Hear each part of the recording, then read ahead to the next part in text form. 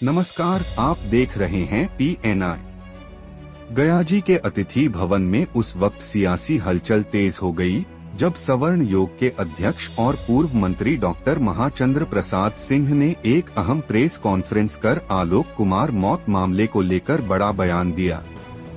Doctor Mahachandra Prasad Singh ने साफ शब्दों में कहा कि आशुतोष कुमार के भाई आलोक कुमार की मौत कोई सामान्य सड़क दुर्घटना नहीं बल्कि एक सुनियोजित साजिश के तहत की गई हत्या प्रतीत होती है। उन्होंने आरोप लगाया कि हादसे के बाद आलोक कुमार को तत्काल अस्पताल नहीं ले जाने दिया गया, जिससे उनकी हालत लगातार बिगड़ती चली गई और समय पर इलाज न मिलने के कारण उनकी मौत हो गई। डॉक्टर सिंह ने इस पूरे मामले को बेहद गंभीर बताते हुए कहा कि टक्कर के बाद की परिस्थितियां कई सवाल खड़े करती हैं और पूरे प्रकरण की निष्पक्ष जांच जरूरी है। इस दौरान उन्होंने झारखंड सरकार से मांग की कि मामले की उच्चस्तरीय, निष्पक्ष और पारदर्शी जांच कराई जाए। साथ ही चेतावनी दी कि यदि जांच में किसी भी स्तर पर लापरवाही, साक्ष्यों से छेड़छाड़ या दोषियों को बचाने की कोशिश सामने आती है तो जिम्मेदार लोगों पर सख्त कार्रवाई होनी चाहिए। देखिए पूरी रिपोर्ट। नौजवान 30 साल का कैसे उसका एक दुर्घटना में मृत्यु हो गई। उसी क्रम में मैं आया था दुखित परिवार से मिलने, लेकिन मिलने के क्रम में जो जानकारी मिली वो बहुत गंभीर है। राज्य में कहीं भी कोई घटना घटती है तो प्राथमिकता होती है सरकार की, पदाधिकारियों की, कि उसका ट्रीटमेंट प्रॉपर हो। उसके बाद कौन घटना में इन्वॉल्व है, क्या उस पर कार्रवाई होगी, वो तो सेकेंडरी है। पहले उसकी जान बचाने की का प्रयास शासन को करना है, प्रशासन को करना है, समाज को करना है। आज हमें जानकारी मिली इस परिवार से कि वो घटना के बाद, गंभीर चोट के बाद, उस बच्चे को, आलोक को बचाया जा सकता था। 300% वो लड़का बच सकता था यदि उसका समय पर हम इलाज करा दिए होते। एक गंभीर मामला ही बन गया, इसलिए आप सबके माध्यम से राज्य को जानकारी देना चाहते हैं और झारखंड के मुख्यमंत्री जी को जानकारी देना चाहते हैं और डीजी और चीफ सेक्रेटरी को जानकारी देना चाहते हैं। पर्सनल इन लोगों से मैं दूरभाष पर बात करने का भी प्रयास करूंगा। ये घटना घटी, वो लड़का टकराया और वो बेचैन था, लड़खड़ा रहा था, ऊपर वाले के नाम पर सहयोग चाह रहा था। लेकिन एक गहरी साजिश के तहत जो घटना की जानकारी मिली हमें, उससे लगता है कि गहरी साजिश थी, जानकर ही धक्का मारा गया और उसके बाद भी बचाने का प्रयास यदि किया गया होता शासन की ओर से तो निश्चित रूप से वो बच जाता। मतलब इलाज के लिए तड़पता रहा, उनके परिवार के लोग भी बेचैन रहे कि प्रॉपर इलाज हो, लेकिन एक साजिश शासन की ओर से थी। और किनकी किनकी साजिश मैं नहीं बता सकता सारी बातें मीडिया से, लेकिन ये स्पष्ट हुआ एक साजिश के तहत घटना के बाद आलोक की जान नहीं बचने दिया गया, हॉस्पिटल उसको नहीं पहुंचने दिया गया। और हॉस्पिटल में भी साजिश के तहत हमें जानकारी मिली कि वहां जाए तो एडमिट नहीं करो, प्रॉपर इलाज ना हो। ये मामला बहुत ही गंभीर है।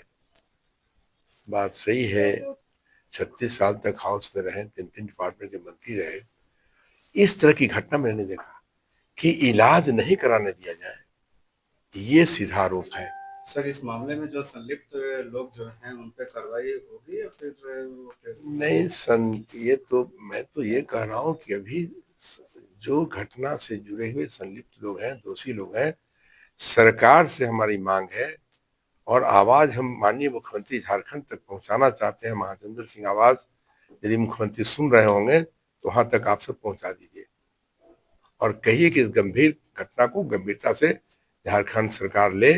देवघर का मामला है, ये बात सही है कि यदि मुख्यमंत्री इस घटना को सही से इलाज ये करा इलाज में इंक्वायरी करा देंगे तो दूध का दूध पानी का पानी होगा। अभी आप कुछ बता रहे थे, मतलब आप लोगों को जानकारी है। अब जानकारी है कि कौन लोग इसमें संलिप्त है तो पनिशमेंट होना चाहिए। यही ना कानून का, कानून तो राज्य का, देश का एक ही ढंग का है कि दोषी को पकड़ो, प्रॉपर सजा दो। तो निश्चित रूप से हमारा भी मांग है कि झारखंड सरकार इसको सीरियसली ले, परिवार को घटना के जांच से संतुष्ट करे, लोग को संतुष्टि हो कि हमको इंसाफ, सरकार इंसाफ दिलाने के प्रयास में है, एक पूरे घटना का ईमानदारी से जांच करवा रही है, इंक्वायरी करा रही है, और दोषी को चिन्हित करके जब तक दोषी चिन्हित नहीं होगा तब उस पर प्रॉपर कार्रवाई कैसे होगी। ये तो हवा में तो लाठी चलेगा नहीं, कानून का लाठी बड़ा लंबा है, कानून छोड़ता नहीं है किसी को।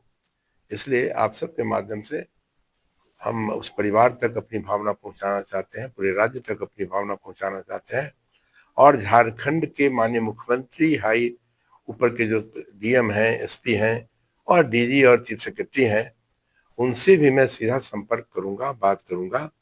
और मैं आया हूं बिहार की जो उच्च जातियों के कल्याण के लिए, उच्च जातियों की समस्याओं के निदान के लिए जो आयोग बना है, उसके अध्यक्ष की हैसियत से मैं आया हूँ, पूरी शक्ति लेकर आयोग का आया हूँ।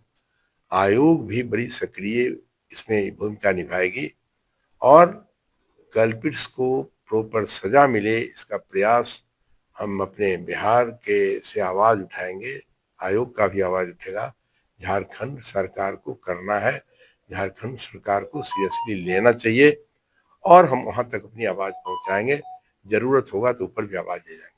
अक्सर देखा जाता है सबके घर इस तरह की घटना, कोई महादलित परिवार में हो या ऊंचे जातियों में हो, तो उसके लिए सारा दल जो है वो मतलब संगठित आवाज उठाते हैं, लेकिन जब स्वर्ण के साथ अगर इस तरह की घटनाएं होती है तो फिर सारे लोग मौन धारण कर लेते हैं। नहीं, ये बातें देखिए, जो स्ट्रक्चर समाज का है, ये बात सही है कि अन्य समाज हम इस प्रयास में है कि जो फैसिलिटीज, जो उनको कानूनी अधिकार है हर समाज के, ओबीसी, बीसी, एससी, एसटी, तो सवर्ण समाज भी इस समाज का एक अंग है। कानून एक है, उस सवर्ण समाज को भी उस तरह का कानून का लाभ मिले, ये हमारा प्रयास है और हमको लगता है कुछ न कुछ रास्ता इस पर निकलेगा। ये जो आप बोल रहे हैं, जो बात चर्चा आपने किया, ये डिस्पैरिटी है, तो कानूनी व्यवस्था सरकार करे, ये हमारा प्रयास होगा। एक लंबा प्रक्रिया है, उसके तहत जब से हमें ये जवाबदेही दी गई, सवर्ण आयोग का अध्यक्ष बनाया गया, उच्च जातियों के कल्याण के लिए आयोग बनाया गया, मैं बड़ी गंभीरता से लिया हूँ। और याद होगा, आप सबसे मिले थे इस हॉल में, प्रमंडल वाइज घूमने का हमने कार्यक्रम बनाया था और 9 प्रमंडल राज्य में है, 5 प्रमंडल हम घूम गए थे, 4 प्रमंडल नहीं जा सके, चुनाव की घोषणा हो गई। इसलिए अब उन प्रमंडलों की भी समस्या जान लेंगे जो आप बता रहे हैं, तो निश्चित रूप से हमारा प्रयास होगा कि सवर्ण समाज का भी जो हक है वो हक प्रॉपर उनको मिले, सरकार तक, माननीय मुख्यमंत्री तक आयोग की भावना जाएगी। आयोग तक जाने के लिए कोई टोल फ्री नंबर हो तो बता दें कि लोग उससे कॉन्टेक्ट कर सकें जो समस्याएं हैं। देखिए, वो तो सब कुछ है, ये खचाखच भरा हुआ हॉल था, हमारे सभी पदाधिकारी थे आयोग के, मैं आया था गया, और सभी के सभी हर ढंग का नंबर भी दिया गया, टोल फ्री नंबर भी दिया गया, और पूरे राज्य से आ रही है बातें, कहाँ क्या परेशानी लोगों की है, वो बातें उभर कर आ रही है हमारे सामने, और उस पर कार्रवाई का भी प्रक्रिया है। मैं 17 तारीख को फिर इन तमाम मुद्दों पर आयोग की बैठक रखा हूँ, वहां पर भी हम चर्चा करेंगे।